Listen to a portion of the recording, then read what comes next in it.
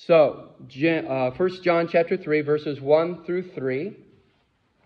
By the way, the coffee I had way too much caffeine. So if it seems like I'm jittery or I'm talking too fast, that's why. I saw on the internet one time, I don't know how true it was, but I guess Germany was introduced coffee a year before Martin Luther put his theses on the doorpost, and it says, "Beware of a caffeinated preacher." So there you go. 1 John chapter 3, verses 1 through 3. Behold, what manner of love the Father hath bestowed upon us, that we should be called the sons of God. Therefore the world knoweth us not, because it knew him not. Beloved, now are we the sons of God. And it doth not yet appear what we shall be. But we know that when he shall appear, we shall be like him, for we shall see him as he is. And every man that hath this hope in him purifieth himself, even as he is pure. What manner of love the Father has bestowed upon us, that we should be called the sons of God. John was the disciple of love, and we like bringing that part of John up, and it's the truth. And if you study the book of John and 1st, 2nd, and 3rd John, that is the emphasis of his books and of his ministry. There was another side of John also that we don't always bring up. Now, I put in the introduction, and it's true. When I first started this about John and started studying John, I thought I was going to do a little lesson or a study on how God can take someone that, like John, was called the son of thunder, a man of anger, a man of passion, a man of a temper, and change him to a man of love. And I really thought that was going to be the study. And God can do that, don't get me wrong.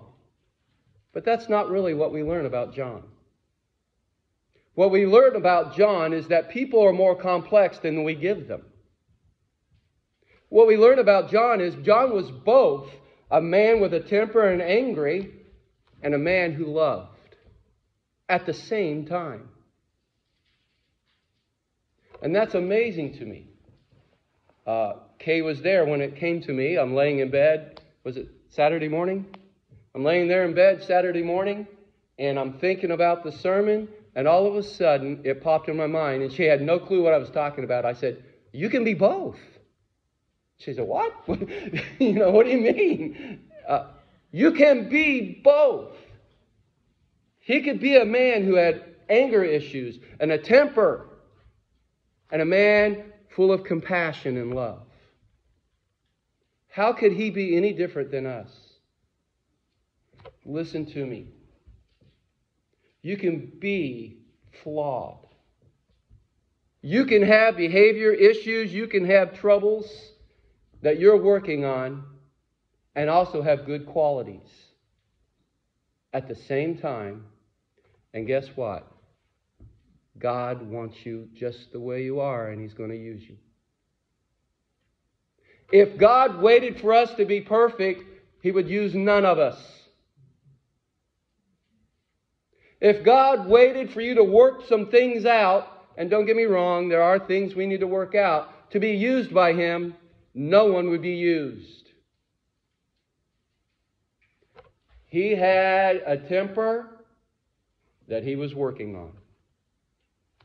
And he had compassion, which he was developing. Isn't that like all of us? So he was both the son of thunder and the disciple of love.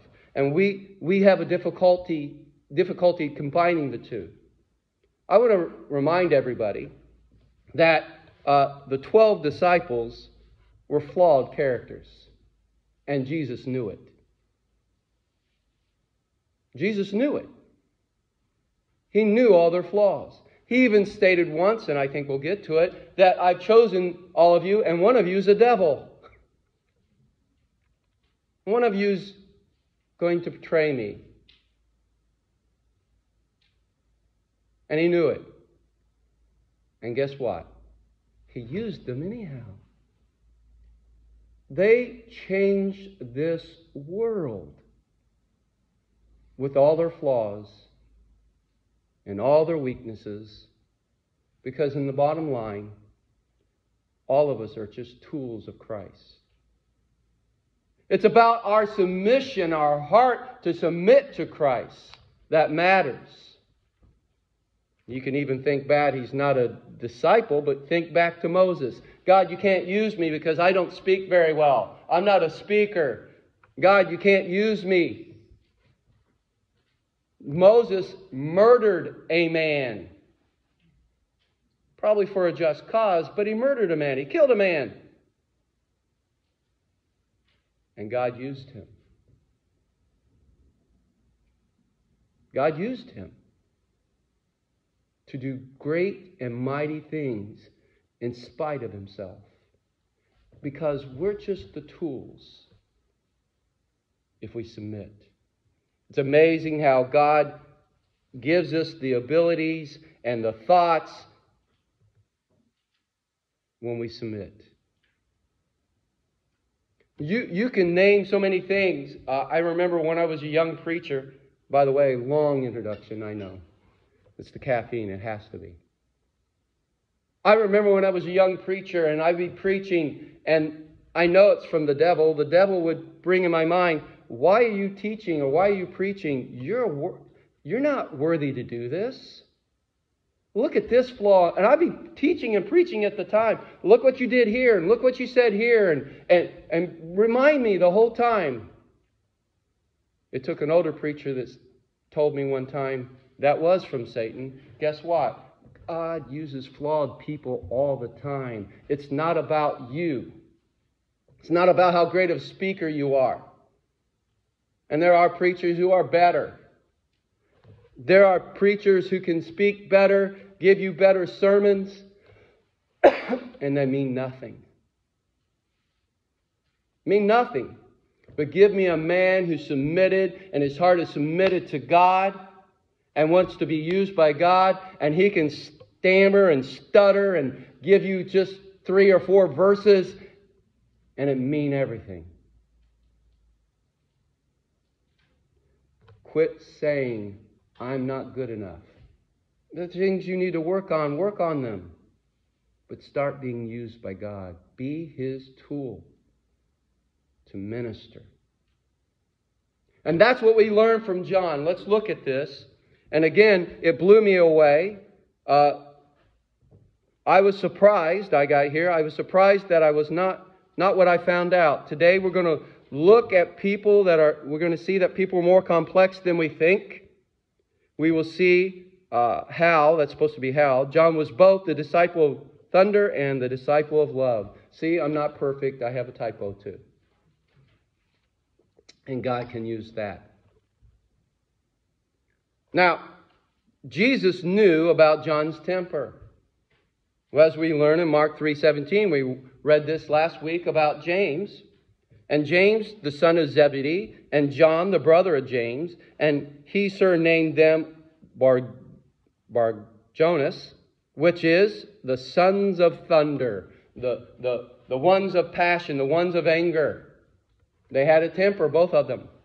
I find it amazing, too, when you study through how Peter and James and John and Andrew were all friends. They were all fishermen. They all worked together. Some of them were disciples of John the Baptist, not Peter, but some of them. And so they knew each other. And here he is, Jesus picked 4 of them, all 4 of them, to be followers of him. And they knew each other. And that plays later on when we talk about John and James and Peter. Sometimes the fighting and the arguing that happened. Wow. We think of the disciples and we think, boy, they were awesome guys. Wow. And they were people to watch, that's for sure. But they had their flaws. To say, oh, there should never be any arguing, there should not be any fighting. Yeah, that's true. But even Jesus had it in his little church, his 12. And we're going to talk about that. Jesus knew he had a temper, and he nicknamed him the Son of Thunder. And yet, Jesus did what? Accepted him into his fold. Jesus knows your flaws. You're not hiding them. He knows your weaknesses. He knows your physical weaknesses. He knows your spiritual weaknesses. He knows what talents you have and what talents you don't have. And guess what? Come on in. I can use you. Come on in. I can use you. And Jesus had told the 4 of them, come, I'll make you fishers of men. And that's exactly what happened. He said, I know about your temper. That's okay. It's no surprise to me. I'm going to use you anyhow.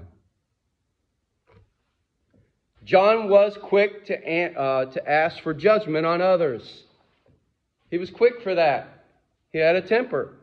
Let's read Luke chapter 9, verses 51 through 54. And it came to pass, when the time was come that he should be received up, he steadfastly set his face to Jerusalem, and sent messengers before his face, and they went and entered into a village of the Samaritans to make ready for him. And they did not receive him. That's the hardest verse in the Bible for true disciples of Christ to take. Not everybody wants to hear what you got to say. Not everybody wants Christ. Not everybody wants Jesus. No matter how often you preach it and teach it, they don't want it. And I've also found out too, as a disciple of Christ, those you help, you sacrifice for, and some of them will turn and stab you in the back, tear you down. And here you were, you sacrificed time and money and effort on them. And they don't care. They just wanted whatever it is you had to give to them. They didn't want Christ or anything to do with Christ. And it hurts. And sometimes it will make you angry. I told you about the girl who threw the biscuit at me because I didn't have any jelly to go on her biscuit. Here it is. I worked all day at this community center and baked these biscuits. I was so proud of it. And I was helping. And she threw a biscuit at me. There will be ungrateful people who do not care about Jesus Christ or what you got to give. One time Jesus sent out 70 people to knock on doors. And he told them, there will be people that will not receive you. If they don't, he said, dust yourself off and go on. Go find those who will. But here it was, they rejected Christ. And here's James and John, the sons of thunder, the ones who are quick with a temper, because his face was as though he would go to Jerusalem. And when the disciples, James and John, saw this, they said, Lord, wilt thou that we command fire come down from heaven and consume them, even as Elias did? So he was quick to make a judgment, wasn't he? Doesn't sound like the disciple of love, does it? God, they rejected you, burn them up. Destroy them. I remember one time when I was in college, there was a sweet girl. She stood about this tall. And just the sweetest thing. And we began to talk about homosexuality. And all of a sudden she said, God, this should destroy them. And I hate that. And her whole demeanor changed. That's how I pictured this with John. They rejected Jesus. Let's destroy them. They hurt Jesus' feelings. Let's destroy them. Now, that's not love and grace that we're supposed to show. It's not. The disciple of love, that's the son of thunder. And it comes to us. We're not perfect people. And here's John. He had to work on his temper. He had to work on judgment on others. He had to. And as he worked on his compassion, he had passion. He had to work on his compassion. We can have both.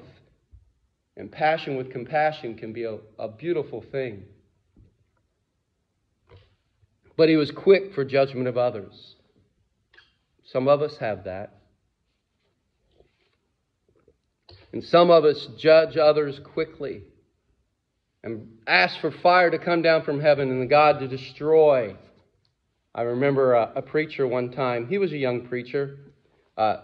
He was preaching and he said that the best thing that could happen was if we took a nuke and destroyed Las Vegas and nuked the whole city. And I'm sitting there thinking, wow, where's the love in that? I remember when, I forget what hurricane it was. It might have been Katrina. Hit New Orleans. Okay. And I remember people asking me or saying, is that the judgment of God? Is God judging that city? And I said, that's the wrong question as a Christian. That's God's business. If He wants to destroy His city, if He wants to blow it up, if He wants fire to come down from heaven, that's His business. The question for a Christian is, how do I go help those people? Whether it's the judgment of God or not. I'm to have compassion and go help them. They need our help. Not sit back and say, wow, they deserve that. That's what they deserve. And maybe they do. That's not the job of a Christian. Quick to make judgment on others. A lot of us have that. And here was John, he showed it. But yet Jesus kept him in his 12. John forbid others from ministry. You ever seen that? Other people saying, you're not worth doing ministry. Really? Who are you? Let us read. And John, and this is Mark chapter 9, verses 38 through 99. And John answered him, saying, Master, we saw one casting out devils in thy name, and he followed not us. He's not part of us. He's not one of the 12. He's not in our group. And we forbid him. We said, stop it. Don't do that. Don't minister here. You're not worthy. You're not like us. You're not one of us. So you can't minister. Because he followed not us. But Jesus said, forbid him not, for there is no man which shall do a miracle in my name that can lightly speak evil of me. So don't do that, John. I've had people threaten me and say, you'll never preach again. I'll make sure of it. And I said, if you're bigger than God, then go ahead, because God's the one who called me to preach, not you. I've had people say, I will ruin you. Go for it. I have a pastor friend. There was a group of preachers that got together and they were praying for him to die. And he said, I'm probably the safest man in America right now, because God's not going to answer that prayer. It's not going to happen. Did you know every one of those, by the way, those preachers that got together, there was 4 of them, they're out of the ministry now? Who are we to say you're not worthy to minister? Who are we to say that? We need more people in the ministry of God. We need more to reach out in compassion and try to help.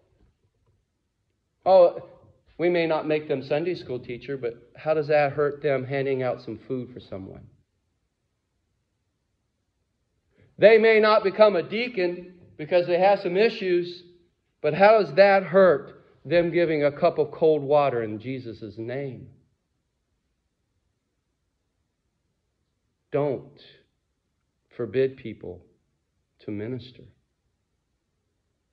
The heart that submits to God to be used as a tool is a wonderful thing. Don't get between that and God.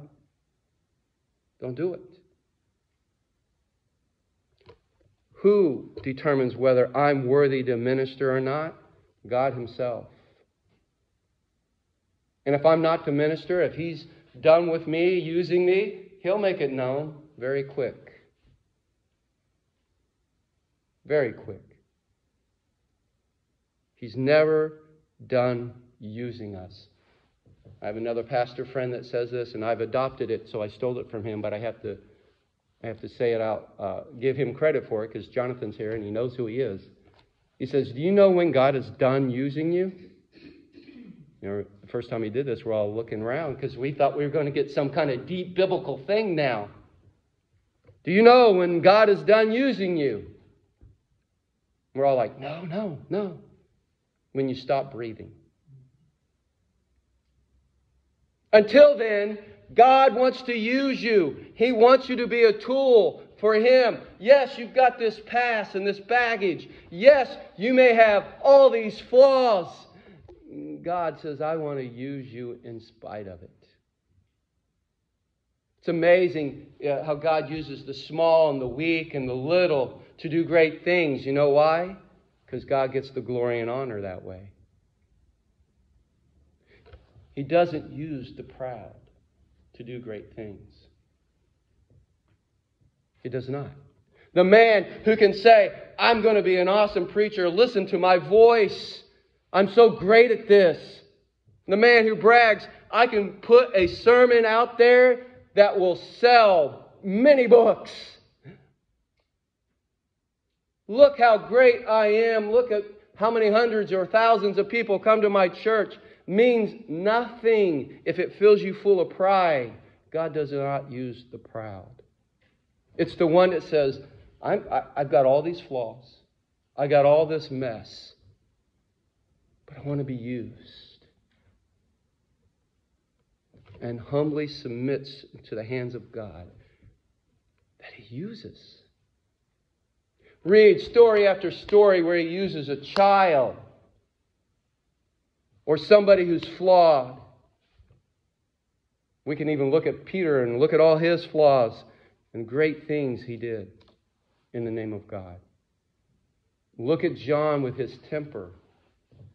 There was another example of this with John. It's not written in here. Remember, James and John came to Jesus, even had the mother come to Jesus and said, when you set up your kingdom, we want to be leaders. We want to, because we're so great. And Jesus had to rebuke them for that. But what we forget is there's a time too when, because the other disciples heard that, there was a time they were arguing. And the argument was what? Who's going to be the greatest in the kingdom? Because James and John wanted it.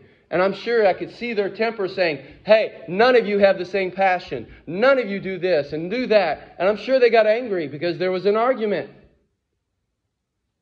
And that's when Jesus said, wait a minute, stop. Just stop it.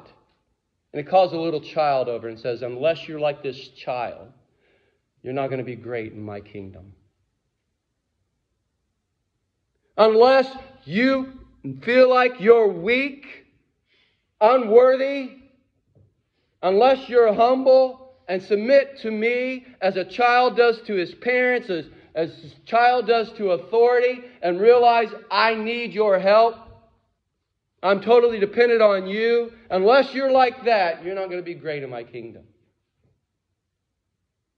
Unless you come to God and say, I know I have this problem, I'm working on it. I know I have this issue. Help me out. But God, I want to be used by you. I want to do something for you. And so we say, yet Jesus accepted and kept John among His disciples. John chapter 6, verse 70. Jesus answered them, saying, have not I chosen you 12, and one of you is a devil? And basically, I know all of you. I know everything about you. and I've chosen you. Ladies and gentlemen, Christians, Jesus knows everything about you, and He's chosen to use you anyhow. Isn't that awesome? John writes and says, "But what manner of love the Father showed us, that we should be called the sons of God." Does any of us deserve to be called the Son of God? No. Do any of us deserve heaven? No. Do any of us deserve to be used by God and be a tool of God? No. I know all about it, He says. I want to use you anyhow. Let's go do something. Let's go do something great together.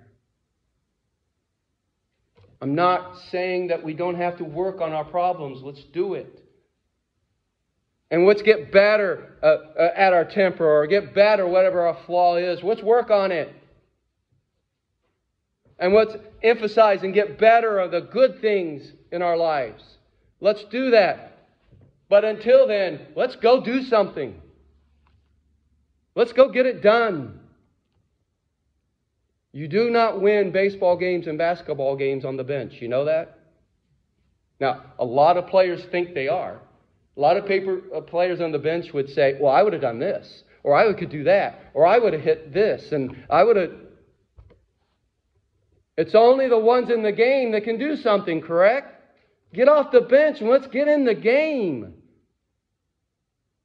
Let's be used in spite of who we are. That's what we learn from John.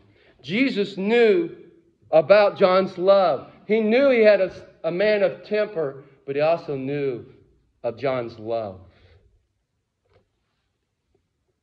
Let's read John 13:23. Now there was leaning on Jesus' bosom one of his disciples who Jesus loved.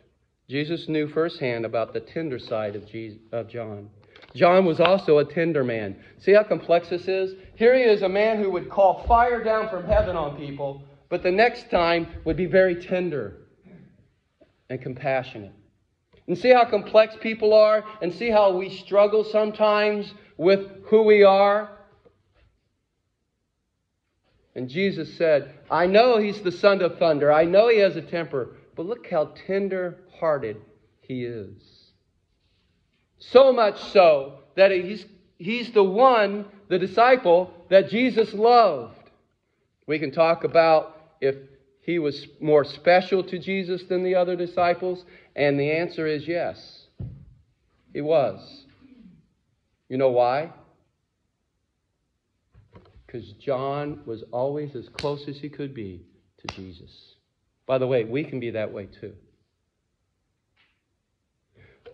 You want to be special in God's kingdom? You want to be special to Him? Be as close as you can to Him. Here he was so close, he was leaning on Him in his chest. Now, that's how much he loved Jesus, and he wanted to be next to Jesus. Jesus knew that John would love and care for his mother, the greatest honor there could be. John chapter 19, verse 26. When Jesus therefore saw his mother and the disciples standing by, whom he loved, that's John, he said unto him, his mother, Woman, behold thy son. Yeah, he said to John, Behold your mother. How many disciples were there? There were 12.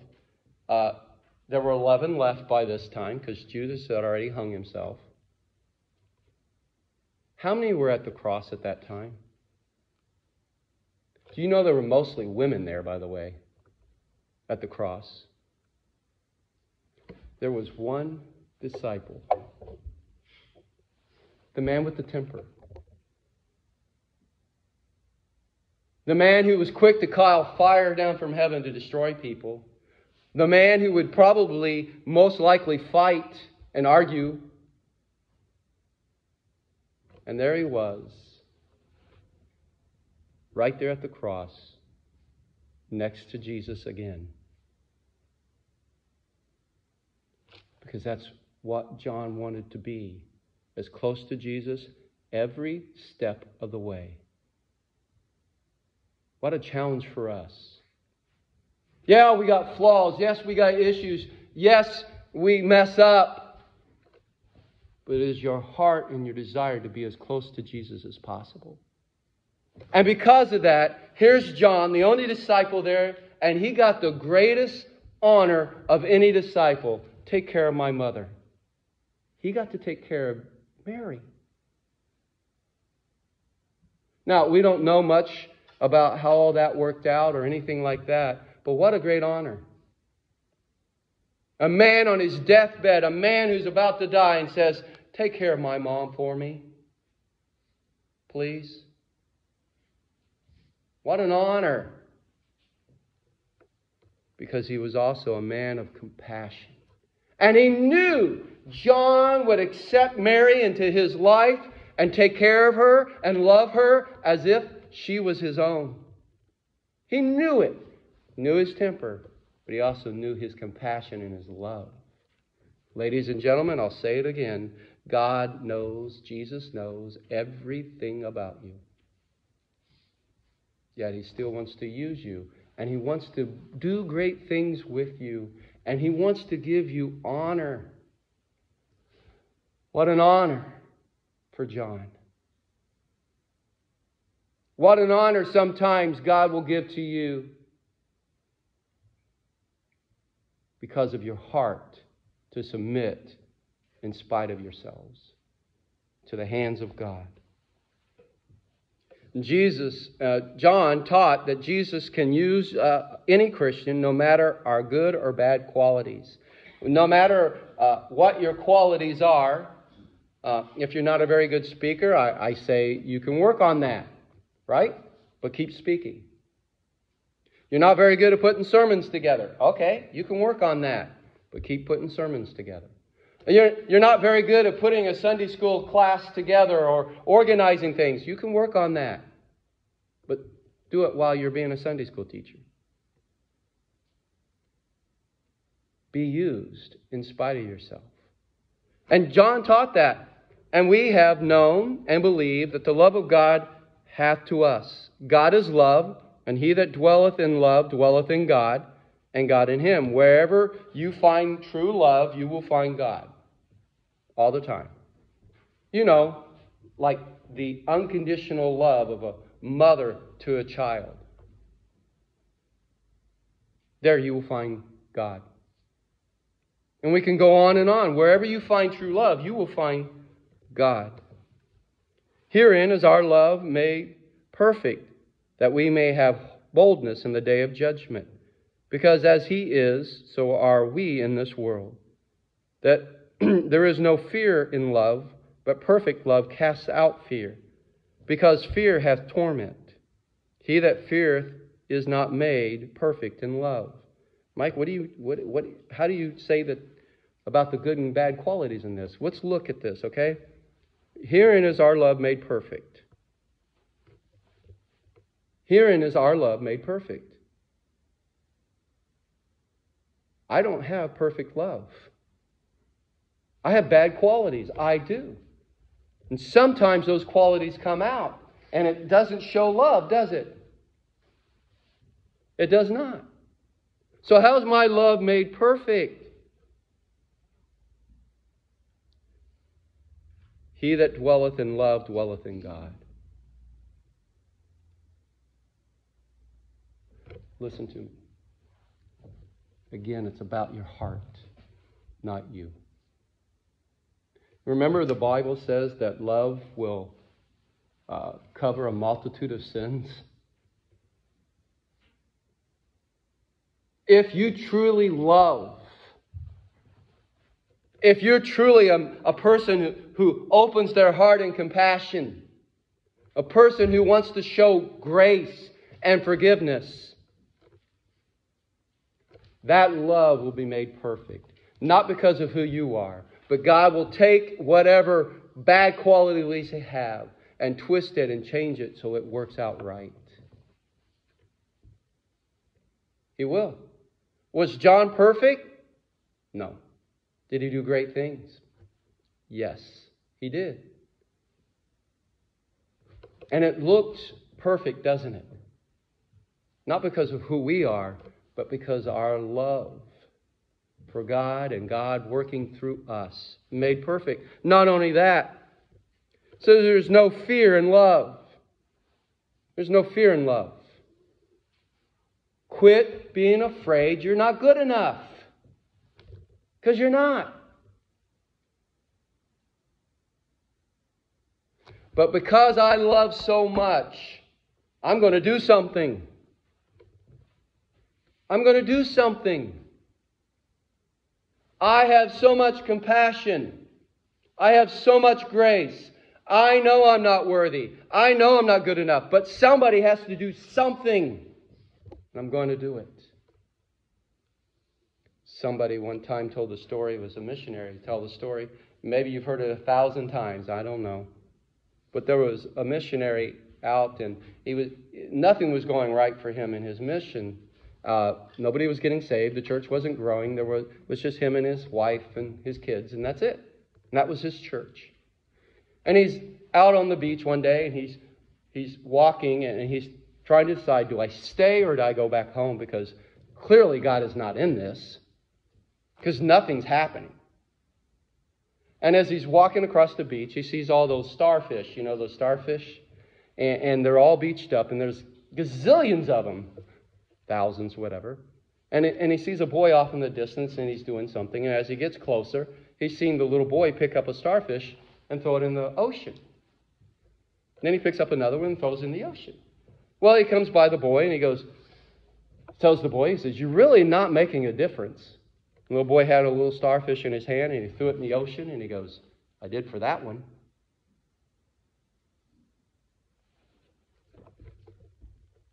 Let's go make a difference in someone's life. Go make a difference. Be used by God no matter who you are, no matter how small you are, no matter how inadequate you are. And we know it. Submit to God. Yeah, you may be the son of thunder and anger and the disciple of love. And God says, I'm going to use you in spite of that anger and all of that. And yeah, we're going to work on it, but I'm using you right now. Let's go. Let's go make a difference. For someone, at least. You can be someone great for God, for one family or one person. Can you not? Go do something. John was the disciple of love, and if you read through, there's the greatest verse that we know that he wrote, inspired by God. John 3:16, we quote it all the time. For God so what? Loved the world, that he gave his only begotten Son, that whosoever shall, and that key word there is shall be saved. Shall have everlasting life. Shall. That's the key word. That means it will happen. It will. But what did John say? For God so loved the world. That's another key word. By the way, that he gave, that's what love does. If you're not sure exactly what Christian love is, if you're not sure what it means to open up your heart for compassion, read John 3:16 one more time from the disciple of love. And he teaches us that love always is about giving.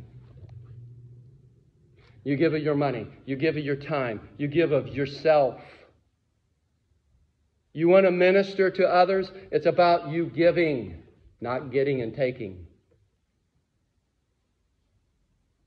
Even to people who do not care, even to people who will spit on you, even people who don't want to hear what you got to say, you keep giving. Because that's what a disciple of love will do. Of all the disciples, it is John who emphasized love the most. the son of thunder. I find it amazing, and we're almost done. I find it amazing how God shows us both sides of John to emphasize to us, to show us that even though we may have flaw over here, we have this over here, and God says, I want to use this. We'll work on this. I want to use this. And let's go do something. Now, everybody here is a Christian that I know of, and every Christian is called to minister. You are. The only question is are you doing your calling or not? Every Christian is called to minister. And you're called in spite of your weaknesses and your flaws. Everybody's been given talent. Don't say to me, I don't have any talents. Yes, you do. God's given you spiritual talents and He's given you physical talents. To be used for what? His glory and His honor as a disciple of Christ. A true disciple of Christ. The only question that we have before us today that we need to answer, am I fulfilling my purpose for God in this life? Don't think God saved you just to sit in church and to get fat. Keep feeding you and feeding you and feeding you. That's not why He saved you. He saved you so you can take whatever it is that you're being fed and use it for what? Others. We're all ministers of Christ. We're all called for a purpose. What is yours? What is it that you're supposed to do for Christ? And are you doing it? Are you holding yourself back because of, I have physical weaknesses, or I have spiritual weaknesses, or I have this flaw? Forget it. Start submitting yourself into the hands of God. Realize you're just a tool like John was. John is no greater than you. You hearing me? He's not. John was just a man who tried to keep himself as close to God as he could and said, God, use me. And He did. He's no better than you, no greater than you. Guess what? Christian, God says, I have a purpose for you. I want to use you. I want you to be in ministry. Go minister. I'm ready to use you. Let's go. Let's go. Are you willing to submit? That's the question. Let us pray.